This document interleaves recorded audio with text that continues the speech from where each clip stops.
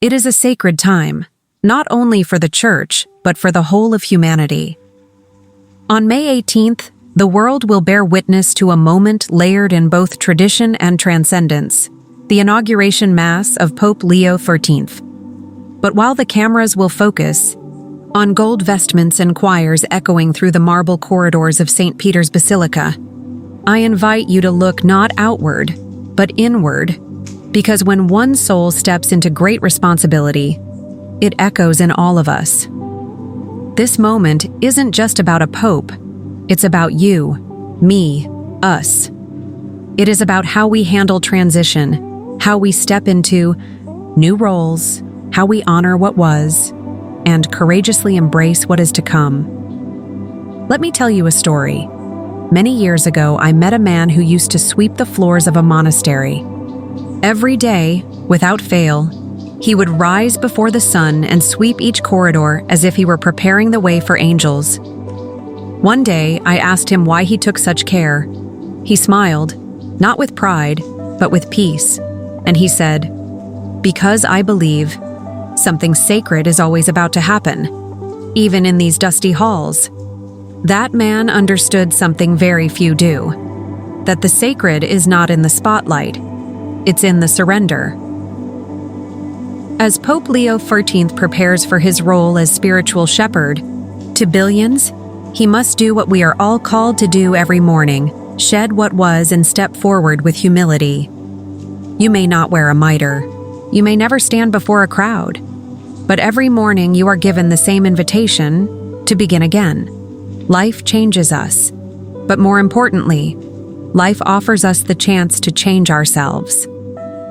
We live in a time of noise, endless alerts, voices, pulling us in every direction. But think of this, the most powerful transitions often begin in silence. Do you know where a pope begins his papacy? In a quiet room. He prays, alone, before the words, before the rites, before the applause. And I ask you today, when was the last time you began something in silence? When did you last pause before a decision and truly listen? Because what Pope Leo XIV will do on May 18th is not just ceremonial, it is symbolic of a truth we all forget. True power is rooted in peace. True leadership begins with listening. True change begins with reflection. Let me share with you another story, this one from my youth.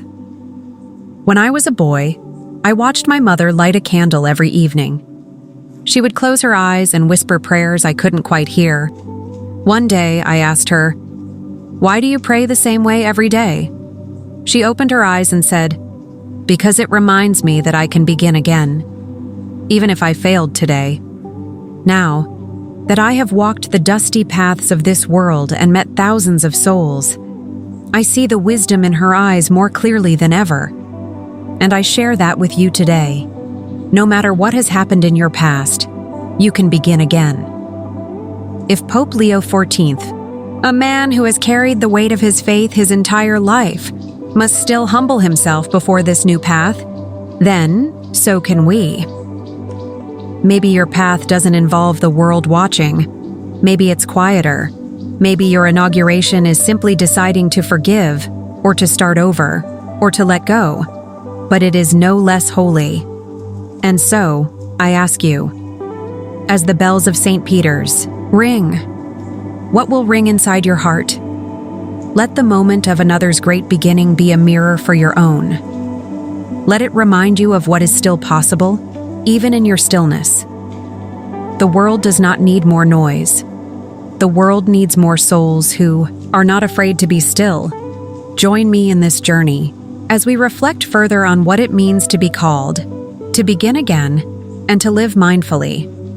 I want to tell you something personal now, not because my story is greater than yours, but because the wisdom we gain is not meant to be locked in. Silence, but shared like warm bread at the table of humanity. There was a time when I was lost, not in the way you get lost in a forest or in a city where signs are written in foreign letters, but lost inside, a kind of drifting. where your soul is tired, but you don't know why. I had dedicated myself to service, to prayer, to simplicity. And still, there was a hollow quiet echoing inside me.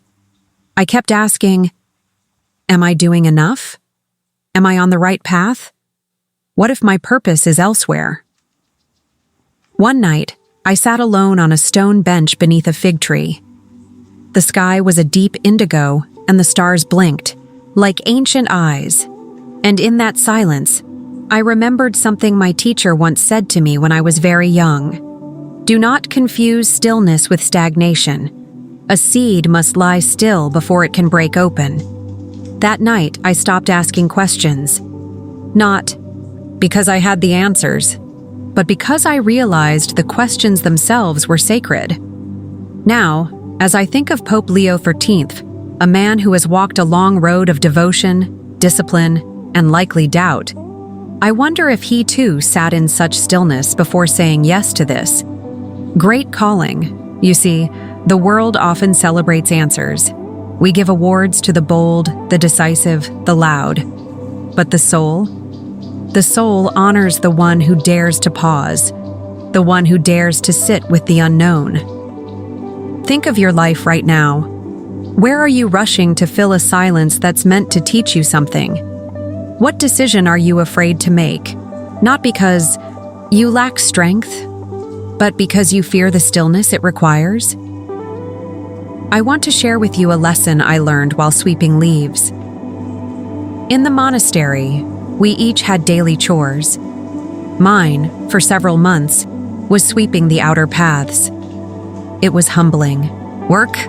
The wind would undo what I had just finished. One morning, after hours of sweeping the same section over and over, I grew frustrated.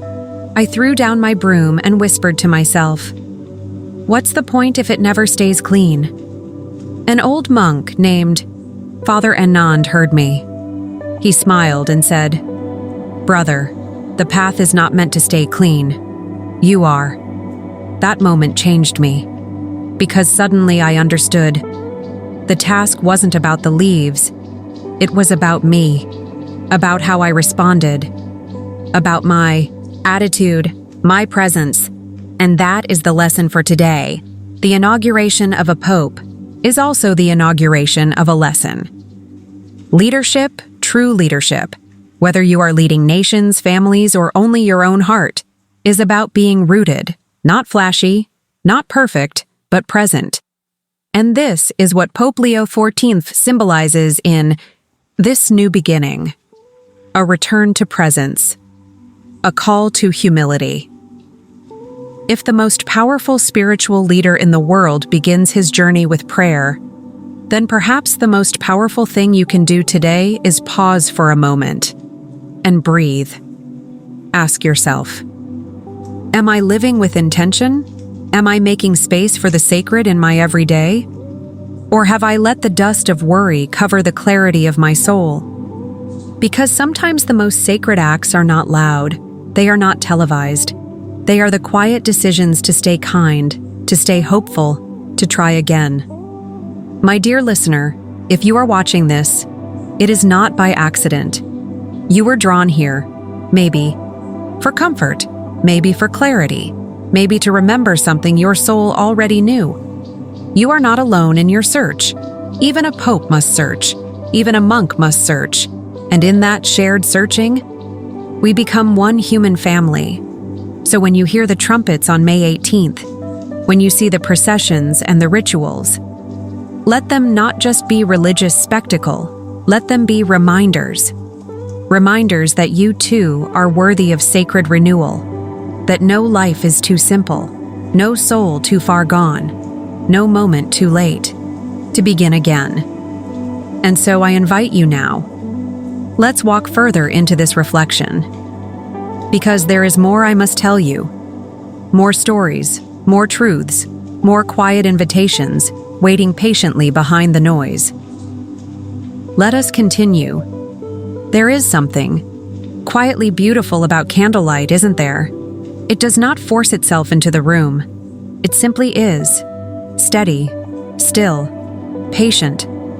That is how truth works too. It doesn't shout. It waits for you. Like a friend who knows you'll come when you're ready. And so I continue speaking with you now, not to teach you something new, but perhaps to remind you of something ancient within you, that inner knowing that you were meant for more than distraction, more than survival, more than noise. The world is witnessing a grand event, the inauguration of Pope Leo XIV, and yet, beneath the splendor, a sacred simplicity still lingers. There's an old saying in the monastic world: when one soul ascends in devotion, it lifts the whole world slightly higher. And that is what I feel now, that perhaps somewhere deep within you, something is also ascending. A desire to return to your essence, to live, not just exist. Let me share another story with you. Years ago, when I was just beginning my monastic path, I visited a remote mountain temple. It was said to be the home of a revered hermit who had not spoken a single word in 20 years. Curious and a little skeptical, I hiked for 2 days just to meet him. When I arrived, I was brought before him. He sat motionless, gazing at the setting sun. I bowed and sat across from him. For hours we said nothing, no words, no gestures, just being.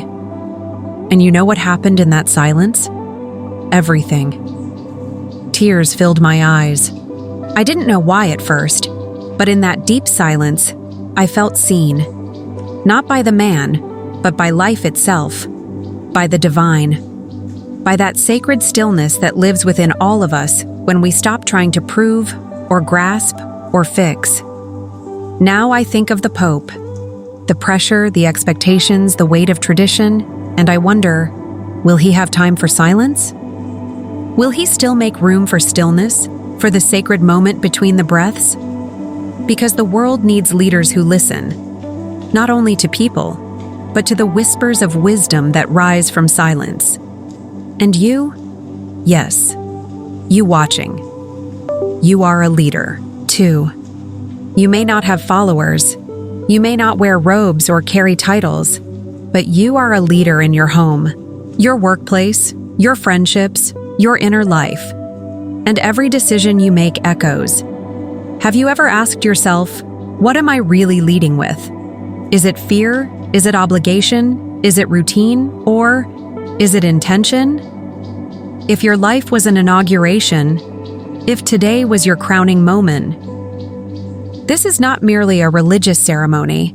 It is a symbolic current flowing through the world, reminding us of the eternal need for transformation, not the kind that demands we become someone else, but the kind that calls us to return to who we were before the world taught us fear. Remember speaking once with a young man who had lost everything: his job, his relationship, even his home. He came to the monastery hoping to find answers. He was angry, ashamed, and exhausted, and he asked me, "Brother, how do I begin again? When I've lost all I had?" I looked at him and I said gently, "What if losing everything was the beginning of finding your true self?" He didn't respond, but he cried, and I watched something sacred unfold in that moment. Not a miracle, but an awakening. Because when everything else falls away, what remains is truth. Do you see, dear listener? Even the Pope must kneel. Even he must begin again. Even he, standing before the world, must first stand before God and himself as he is. So why should you carry shame for starting over? Why should you feel less than because your journey is winding or uncertain? The soul does not move in straight lines. It spirals. It deepens. It circles back so we can learn what we missed the first time. This is why moments like May 18th are not just global events. They are personal invitations. An invitation to renew your vows with yourself, not in public, but in the quiet chapel of your heart. What promise have you broken to yourself? Was it the promise to rest more, to forgive someone, to finally pursue what sets your spirit alight? Take this moment, this month, this season, and return to those promises. Let the inauguration of Pope Leo XIV serve not as entertainment, but as a sacred mirror, for his outer ritual can reflect your inner rebirth. There was a monk many centuries ago who lived at the edge of a forest. He never taught in words, but by how he lived. Villagers would come to watch him light his fire, gather herbs, tend his garden. And someone once asked, "What makes him so holy?" An old woman replied, "Because he makes everything he touches more peaceful." That, my friend, is a calling higher than any throne, and it is one you can fulfill. You don't need titles. You don't need applause. You only need presence and intention. When you cook, cook with calm. When you speak, speak with care. When you walk, walk like every step plants a prayer in the soil. These are the ceremonies of a mindful life. Now, as the world prepares to crown a man who has given his life in service to others, let us also remember, you are being crowned every day by the choices you make. What crown are you wearing? Is it made of worry, of comparison, of regret, or is it woven from peace, from truth, from love? No inauguration is truly about the ceremony. It is about the spirit behind it. And so I ask you, if today were your inauguration, what values would you embody? What prayers would you offer? What path would you vow to walk? You may feel unseen in this world. You may feel small, overlooked, ordinary. But to the divine, there is no such thing as ordinary. Every soul is sacred. Every step is holy. Every new beginning is blessed. Come. There is still more to uncover, more truth to awaken, more peace to breathe in. Let us walk gently now, toward the next chapter. There's something humbling about standing above the world, not in conquest, not in pride, but in reverence. From here, everything appears small. The buildings, the roads, the noise, like distant echoes of things we once thought were so important. And yet, from this stillness, we see what truly matters. I want you to pause. With me now. Take a breath. Slow, deep, intentional. Because in that single breath, you are reminded that you are here, alive, awake, capable of choice. As we approach the inauguration of Pope Leo XIV, I feel something rising in the collective soul of humanity, a yearning, not just for leadership, but for alignment. We're tired of rushing, tired of noise that doesn't nourish, tired of forgetting what we came here to do. And what is that, you may ask? We came here to love, to learn, to grow, to remember. I once sat with a man who had achieved great worldly success, money, fame, influence, but he was heavy with sorrow. He looked at me and said, "I've climbed the mountain, brother, but it wasn't the right one." That struck something in me, because many people live entire lives scaling the wrong peaks, driven by fear, by ego, by the expectations of others, and when they finally arrive, they realize they've been moving away from themselves all along. But here's the beautiful truth. No matter how far you've wandered, you can always return. The path home is never closed, not to the lost, not to the weary, not to the wounded. And I believe Pope Leo XIV understands this, not just as a pope, but as a pilgrim. A man who has walked through hardship, doubt, illness, and surrender. His journey, though now honored with titles and ceremony, is still one of human humility. It reminds me of something an elder once said during a silent retreat. The holiest souls are not those with spotless robes, but those with threadbare cloaks stitched by their own redemption. In other words, Your pain is not your shame. It is your passage. Your struggles do not disqualify you from sacredness. They qualify you to lead, to love, to shine. So what does this mean for you watching now? It means you are already worthy. You don't need a crown to be noble. You don't need a pulpit to speak truth. You don't need a title to carry peace. But what you do need is presence. To show up for your life. To forgive where you've held on too long. To let go where your fists have clenched in fear. To say, I begin again today, even if you whispered it through tears. Because every day you are being invited to a kind of inner coronation, not as a ruler of others, but as the gentle king or queen of your own spirit. This is the leadership the world needs. This is the power that heals nations. Not domination, but devotion. Not perfection, but presence. Not status, but service. So as the bells ring across Vatican, City on May 18th, as the white smoke drifts skyward and the robes are laid across his shoulders, let your heart listen deeper, because a true pope is not crowned in gold. He is crowned in the quiet yes he offers each morning. Yes, I will serve again today. Yes, I will love again, despite heartbreak. Yes, I will carry light into the shadows. And you, dear soul, are invited to offer that same yes, not to the world, not to a crowd, but to yourself. A sacred vow that you will keep showing up, even when it's hard, even when no one sees, even when you feel like giving up, because the divine sees, because your journey matters, because your presence is prayer. Let the ceremony remind us, we do not need cathedrals to touch God. We do not need rituals to walk in love. But when the world pauses to honor a soul who has surrendered to service, let us take that moment to honor the quiet places within ourselves that are waiting to rise. Let this inauguration not just be an event. Let it be a spark. Let it light the flame in you that you've been afraid to tend.